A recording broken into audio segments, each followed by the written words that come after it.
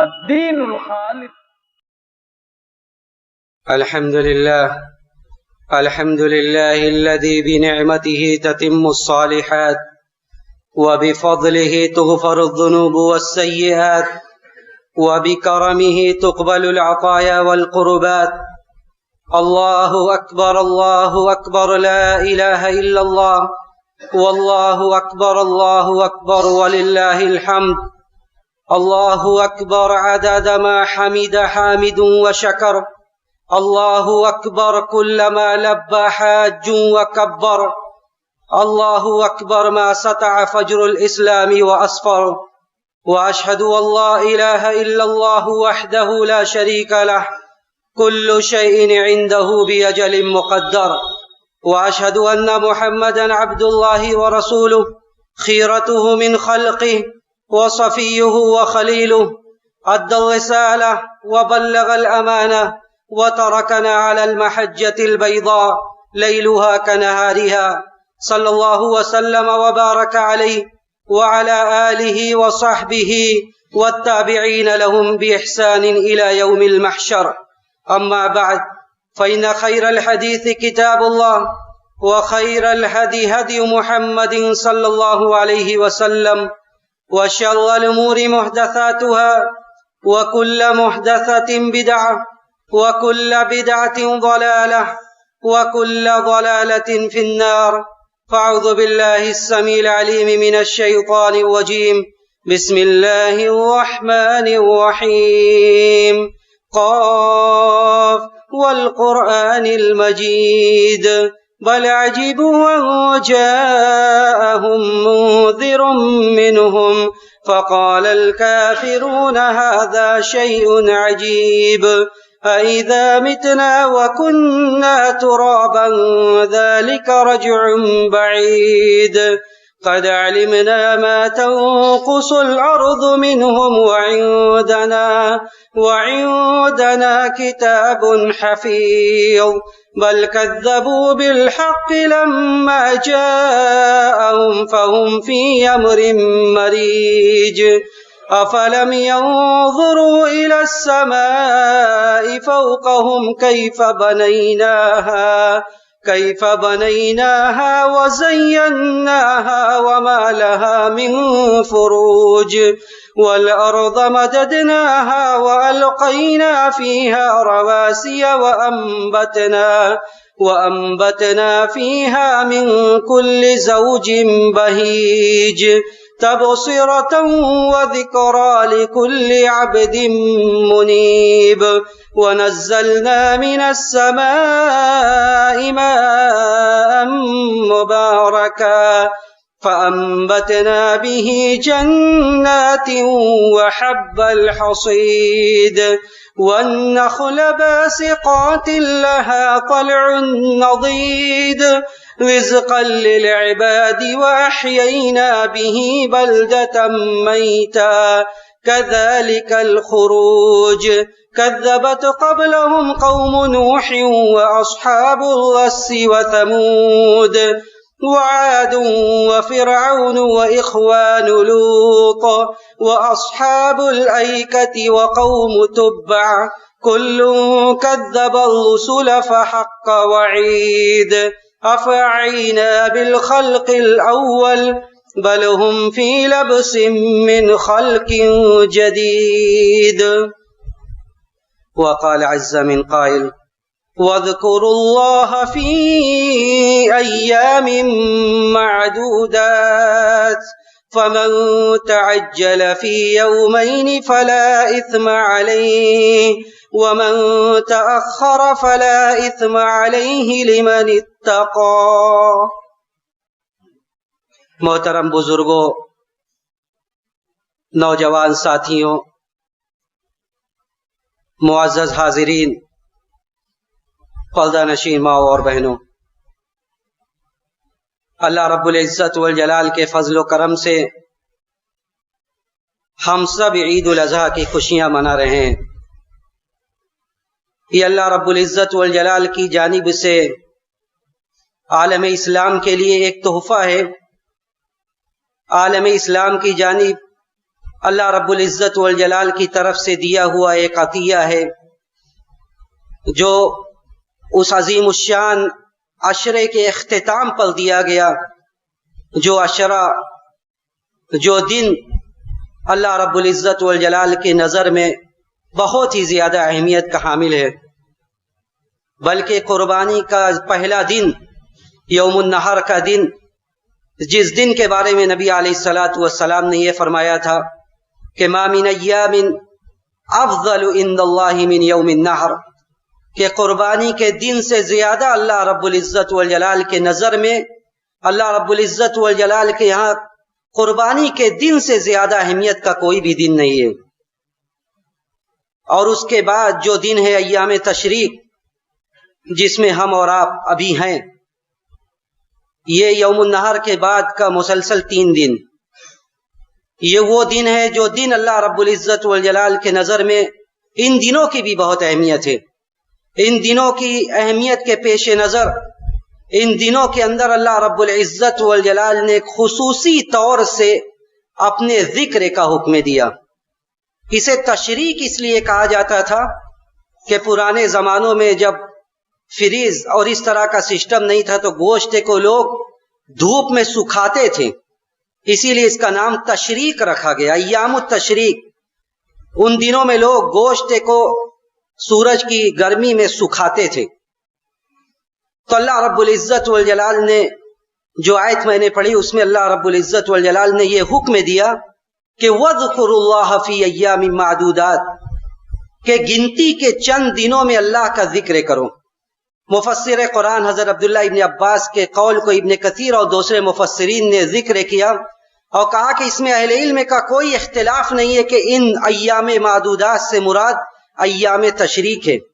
ایام تشریق میں اللہ رب العزت والجلال نے خصوصی طور سے اپنے ذکر کا حکم دیا، اپنی بڑائی اور اپنی کبریائی کے بیان کرنے کا حکم دیا، کیونکہ یہ وہ دن ہے جن دنوں کے بارے میں نبی علیہ الصلاۃ والسلام نے فرمایا تھا کہ ایام التشریق ایام اکل و شرب و ذکر اللہ، کہ یہ ایام تشریق قربانی کے بعد کے جو دن ہے، جن دنوں میں ہم قربانیاں کرتے ہیں، یہ دن صرف قربانی کرنے کے نہیں ہے، بلکہ یہ دن کھانے کھلانے کے ساتھ ساتھ اللہ کے ذکر، اس کی بڑائی اور اس کی کبریائی کو بلند کرنے کا یہ دن ہے۔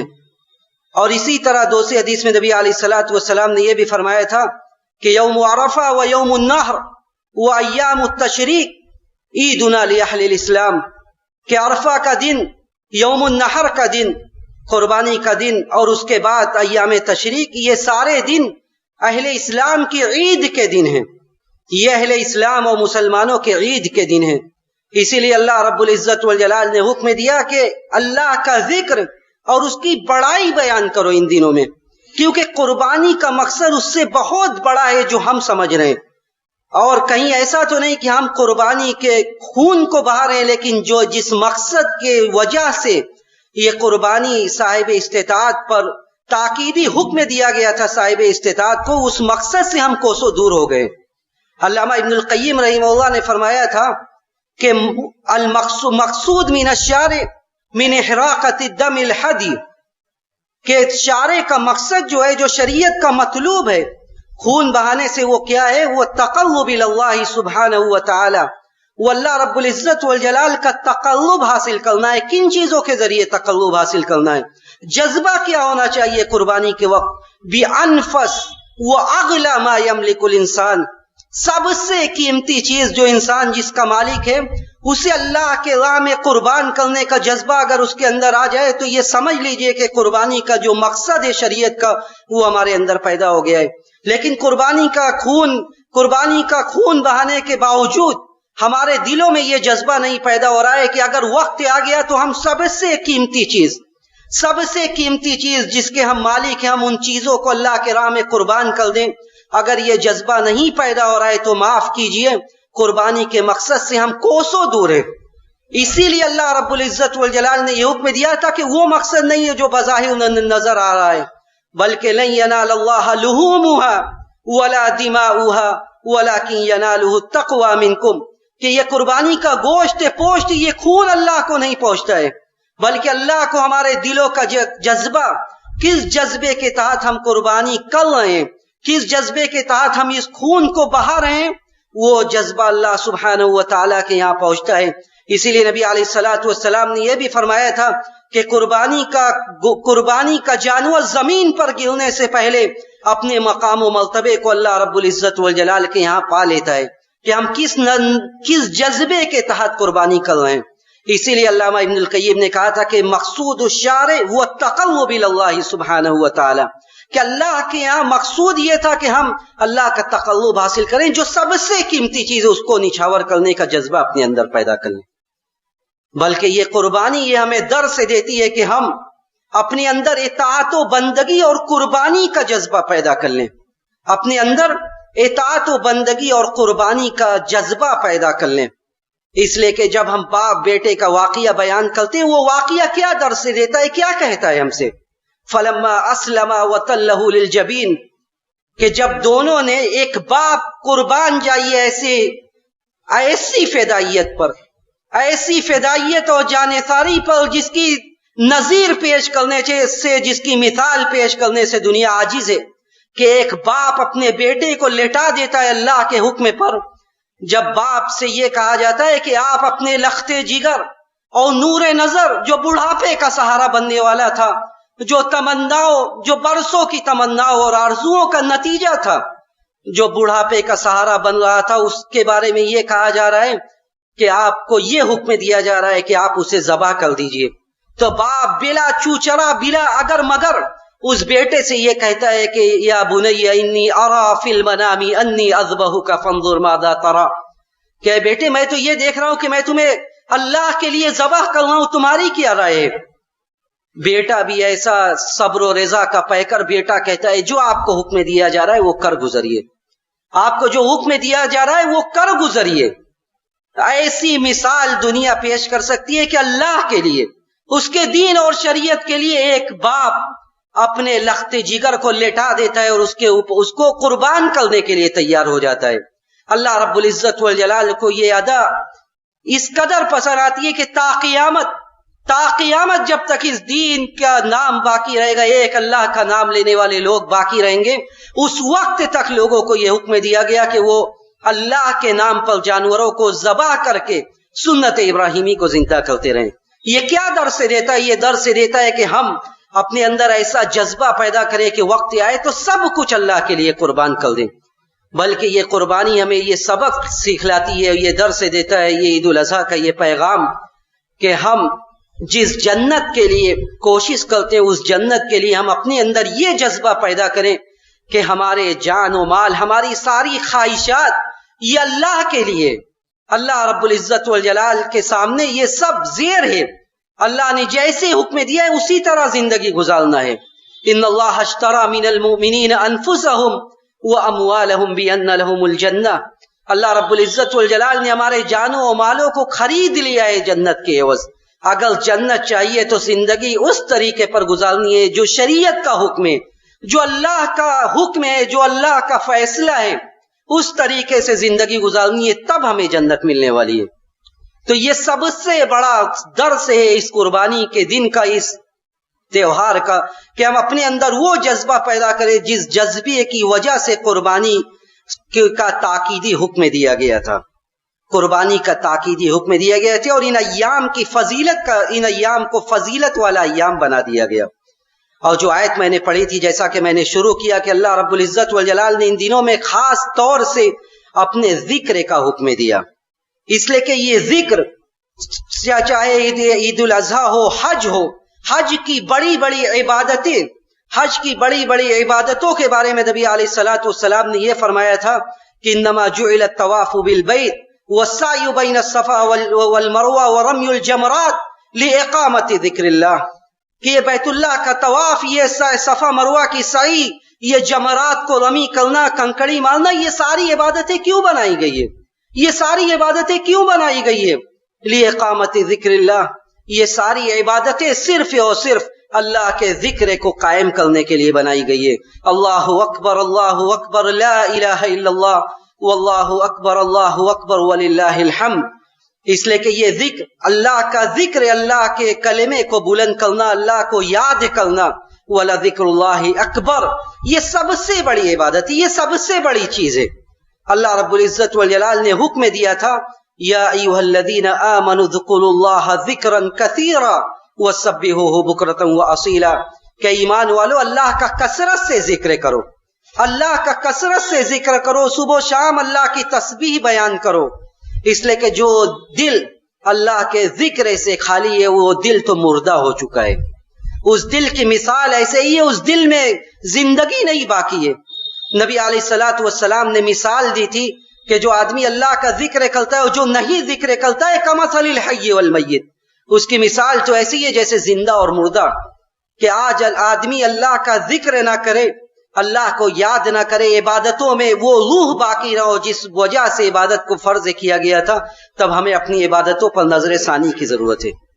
اللہ رب العزت والجلال نے عقل مندوں کی یہ مثال بیان کی تھی کہ عقل مند تو وہ ہے جو اللہ کو یاد کرتے رہتے ہیں۔ ان فی خلق السماوات والارض واختلاف اللیل والنہار لآیات لأولی الالباب، آسمان و زمین کی پیدائش میں، لیل و نہار کی گردش میں، یہ عقل مندوں کے لیے بڑی نشانیاں ہیں۔ عقل مند کون ہے؟ الذین یذکرون اللہ قیاما وقعودا وعلی جنوبہم، عقل مند وہ ہیں جو اللہ کا ذکر کرتے ہیں، کھڑے اٹھے بیٹھے لیٹے ہر حال میں وہ اللہ کا ذکر کرتے ہیں۔ تو اللہ کا ذکر کے لیے ہی ان عبادتوں کو فرض کیا گیا ہے، اور اسی لیے نبی علیہ الصلوۃ والسلام نے یہ کے بارے میں حضرت عائشہ رضی اللہ تعالیٰ عنہ یہ کہتی تھی کہ اللہ کے رسول صلی اللہ علیہ وسلم ہر وقت اللہ کو یاد کرتے تھے، ہر وقت اللہ کو یاد کرتے تھے۔ کان یذکر اللہ علی کل احیانہ، ہر وقت اللہ کے رسول صلی اللہ علیہ وسلم اللہ کا ذکر کیا کرتے تھے۔ تو اللہ کا ذکر خاص طور سے ان ایام تشریق میں اللہ کا ذکر کرنا، یہ ہماری عبادت کا ایک مقصد ہے، ایک بڑا مقصد ہے۔ اور اسی لیے نبی علیہ الصلوۃ والسلام نے صحابہ اکرام سے ذکر کی فضیلت بیان کرتے ہوئے پوچھا تھا کہ الا انبئکم بخیر اعمالکم وازکاها عند ملیککم وارفعها فی درجاتکم وخیر لکم من انفاق الذهب والورق، کہ اے لوگو، اے میرے صحابہ، کیا میں تمہیں ایسا عمل نہ بتلاؤں؟ الا انبئکم بخیر اعمالکم، جو سب سے بہتر عمل ہے، کیا میں وہ عمل نہ تمہیں بتلاؤں؟ وارفعها فی درجاتکم، جو تمہارے درجات کو سب سے زیادہ بلند کرنے والا ہے، وہ عمل نہ بتلاؤں؟ جو تمہارے رب کے نزدیک سب سے زیادہ پاکیزہ عمل ہے، جو اس بات سے بھی زیادہ فضیلت والا ہے کہ تم سونے اور چاندی کو اللہ کے راہ میں خرچ کرو۔ وَخَيْرٌ لَكُم مِّنْ أَن تَلْقَوْا عَدُوَّكُمْ فَتَضْرِبُوا أَعْنَاقَهُمْ وَيَضْرِبُوا أَعْنَاقَكُمْ، وہ عمل اس سے بھی افضل ہے کہ تم میدان کارزار میں تمہاری دشمنوں سے مدبھیڑ ہو، دشمنوں سے مد مقابل ہو، تم ان کی گردنوں کو مارو، وہ تمہاری گردنوں کو ماریں۔ یعنی میدان کارزار میں دشمنوں سے لڑنے سے بھی زیادہ جو عمل افضل ہے، کیا میں وہ عمل نہ بتلاؤں؟ صحابہ اکرام نے کہا بلا یا رسول اللہ، اللہ کے رسول ضرور بتلائیے۔ اللہ کے رسول صلی اللہ علیہ وسلم نے صحابہ اکرام سے کہا ذکر اللہ، اللہ کا ذکر، اللہ کا ذکر، اللہ کو یاد کرنا۔ اب سوال یہ کہ اللہ کا ذکر کیسے کیا جائے؟ اللہ کا ذکر بیٹھ کر ہم سبحان اللہ الحمدللہ کا راگ الاپتے رہیں، صرف پڑھتے رہیں، یہ اللہ کا ذکر ہو گیا؟ دیکھیے ذکر تین طرح سے ہوتا ہے، ذکر تین طرح سے ہوتا ہے، اور تین طرح سے لوگ اس کو کرنے والے ہیں۔ ایک تو وہ ہے جو صرف زبان سے ذکر کر رہے ہیں، زبان سے کہتے ہیں اللہ اکبر۔ اللہ اکبر کا معنی کیا ہے؟ وہ معنی کس چیز پر دلالت کر رہا ہے؟ کچھ کسی بات کا انہیں علم نہیں ہے، وہ صرف اپنے زبان سے کہہ رہے ہیں اللہ اکبر، سبحان اللہ، الحمدللہ۔ دوسرا وہ بندہ ہے جو اللہ کا ذکر زبان سے بھی کر رہا ہے اور دل سے بھی کر رہا ہے۔ زبان سے ذکر کر رہا ہے، دل میں اس کا جو معنی ہے اس معنی کو وہ سمجھ رہا ہے، اور اس معنی کا اثر اس کے زندگی پر ہو رہا ہے۔ جب وہ اللہ اکبر کہتا ہے تو وہ اس بات کو سمجھتا ہے کہ اللہ سب سے بڑا ہے، کائنات میں کوئی چیز ایسی نہیں ہے جس کا مالک اللہ نہ ہو، دنیا میں ہماری کوئی ضرورت ایسی ہو جس ضرورت کو پوری کرنے پر ہمارا خالق و مالک قادر نہ ہو۔ جب ہم سبحان اللہ کہتے ہیں تو ہم اس بات کا عقیدہ اور ایمان رکھتے ہوئے یہ کہتے ہیں کہ اللہ ہر چیز سے، ہر عیوب سے، ہر نقائص سے وہ مبرہ و پاک و صاف ہے۔ تو وہ زبان سے بھی کہہ رہا ہے، دل میں اس کا عقیدہ اور ایمان ہے، اور وہ سارے چیزوں کو سمجھ رہے، اور اس کلمے کا اس کے زندگی پر اثر ہے۔ اللہ کی بڑائی کو وہ محسوس کرتا ہے، زندگی میں وہ اللہ کی بڑائی کو مانتا ہے، تسلیم کرتا ہے۔ اور تیسرا وہ بندہ ہے جو صرف دل سے کہتا ہے، زبان سے ادا نہیں کرتا، لیکن دل میں وہ اللہ کو یاد کرتا رہتا ہے، دل میں وہ اللہ کو یاد کرتا رہتا ہے، اور اس کا اثر، وہ اللہ کی اللہ اکبر کا اثر اپنے دل میں محسوس کرتا ہے، سبحان اللہ کے معانی کو اپنے دل میں محسوس کرتا ہے، اور اس کا اثر اس کے زندگی پر ہوتا ہے، لیکن زبان سے نہیں کہتا۔ علامہ ابن القیم رحمہ اللہ نے یہ فرمایا کہ یہ آدمی جو اپنے زبان سے اور دل سے دونوں طرح سے ذکر کرتا ہے، وہ اللہ کے یہاں سب سے افضل ہے، کیونکہ وہ ذکر زبان سے ادا بھی کر رہے، دل میں بھی اس کے معنی و مفہوم کو سمجھ رہے، اور اس کی زبان بھی اللہ کے ذکر سے تر ہے۔ دیکھیے ایک بات اور کہ ذکر عام طور سے جب کہا جاتا ہے ذکر، تو اس کا دو مفہوم ہوتا ہے۔ ایک تو عام عبادات، جو بھی عبادت ہے، صوم و صلاۃ، صدقات و خیرات، حج، جو بھی وہ سب ذکر ہے، اپنے عمومی معنی کے حساب سے سب ذکر ہے۔ اور اسی لیے علامہ ابن تیمیہ رحمہ اللہ نے یہ فرمایا کہ ہر آدمی جو بھی ایسا کام کرے جس کام سے اللہ کی رضا مقصود ہو، جس قول سے اللہ کو راضی کرنا مقصود ہو، جس عمل کو انجام دے کر اللہ کی خوشنودی مقصود ہو، ان ساری عبادات پر اللہ کے ذکر کا، لفظ کا اطلاق ہو سکتا ہے۔ ساری عبادتوں پر، عمومی معنی میں ساری عبادتوں پر اللہ کے ذکر کا اطلاق ہوتا ہے، لیکن ایک ذکر کا خاص معنی ہے۔ ذکر کا خاص معنی ہے تسبیح و تحلیل، بڑائی، کبریائی، اور خاص مواقع پر جو ذکر سکھایا گیا۔ نماز کے بعد آدمی بیٹھ کر ذکر کرتا ہے، صبح و شام کا ذکر، صبح و شام کا ذکر جو دعاؤں کے کتابوں میں آپ کو اذکار الصباح والمساء کے نام سے مل سکتا ہے۔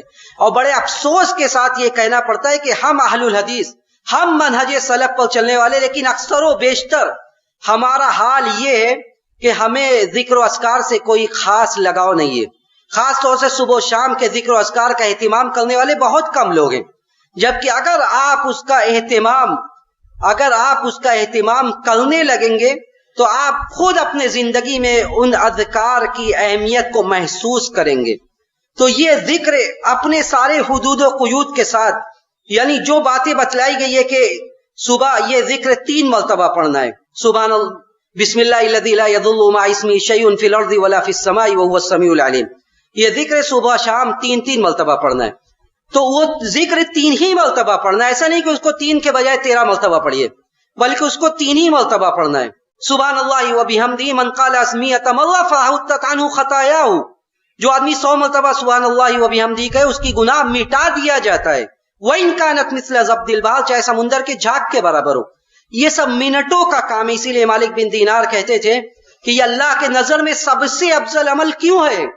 یہ اللہ کے نظر میں سب سے افضل عمل اس لیے کہ اس کے کہنے میں وقت بہت کم لگتا ہے، لیکن یہ اللہ کے یہاں بڑے ثواب والا عمل ہے۔ اسی لیے کہا گیا کہ وَأَزْكَاهَا عِندَ مَلِكِكُمْ، کہ تمہارے رب کے نظر میں یہ سب سے پاکیزہ عمل ہے۔ تو صبح و شام کے اذکار کا اہتمام ہر دن کرنا چاہیے، اور یہ ایام تشریق اور یہ ایام معدودات جب اللہ کی بڑائی، اس کی کبریائی بیان کرنے کا وقت ہے، ان دنوں میں اور زیادہ اہتمام کرنا چاہیے۔ اسی لیے ایک صحابی عبداللہ ابن بس کہتے ہیں کہ ایک صحابی اللہ کے رسول صلی اللہ علیہ وسلم کے پاس آتی ہے اور کہتے ہیں کہ ان الشرائع الاسلامی قد کثرت علی، کہ اسلامی تعلیمات بہت زیادہ ہو گئی ہے، کوئی شارٹ کٹ راستہ بتائیے، کوئی مختصر راستہ بتائیے۔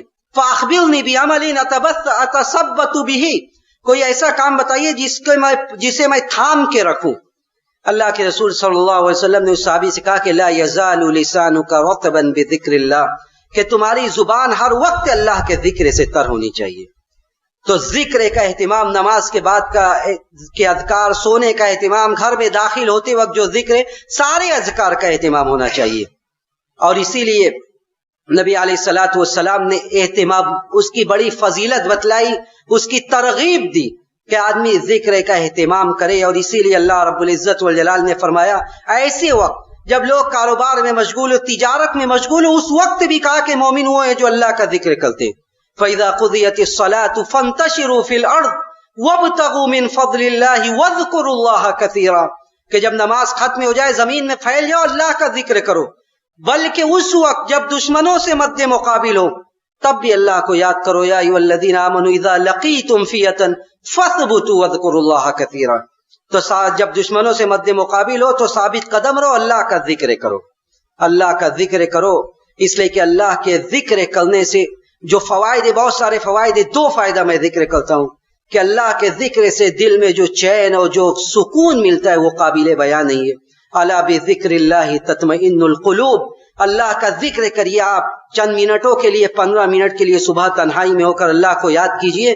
جو اذکار ہیں, جو مشروع اذکار ہیں, اس کو پڑھیے اور دل میں سکون اور قرار دیکھیے. دوسرا فائدہ, آپ جب اللہ کو یاد کریں گے اللہ آپ کو یاد کرے گا. مشکل اوقات میں آپ اللہ کو اپنے سامنے پائیں گے. فاذکرونی اذکرکم.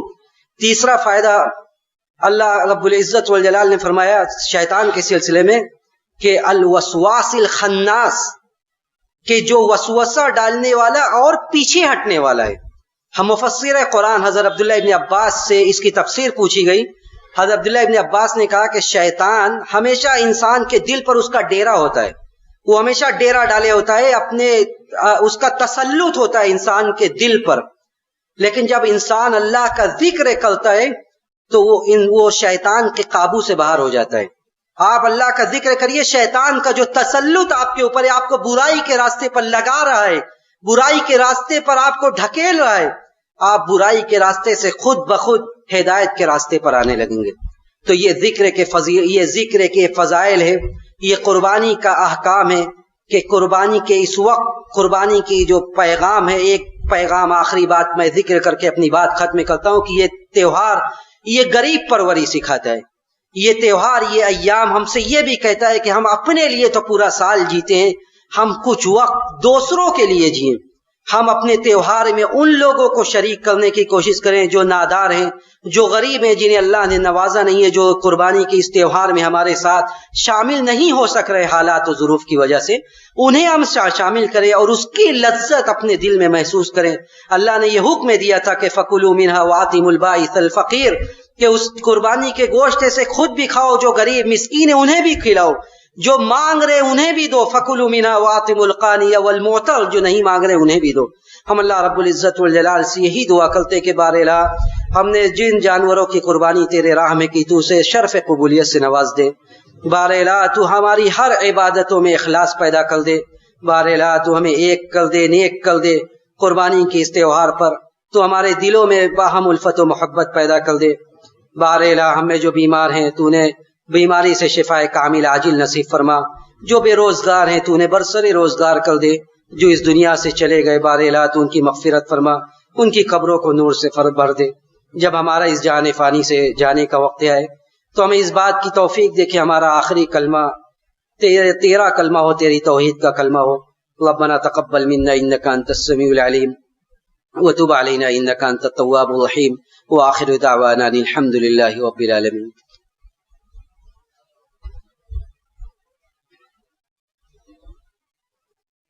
الحمد لله على إحسانه والشكر له على توفيقه وامتنانه وأشهد أن لا إله إلا الله تعظيما لشأنه وأشهد أن محمدا عبد الله ورسوله الداعي إلى رضوانه.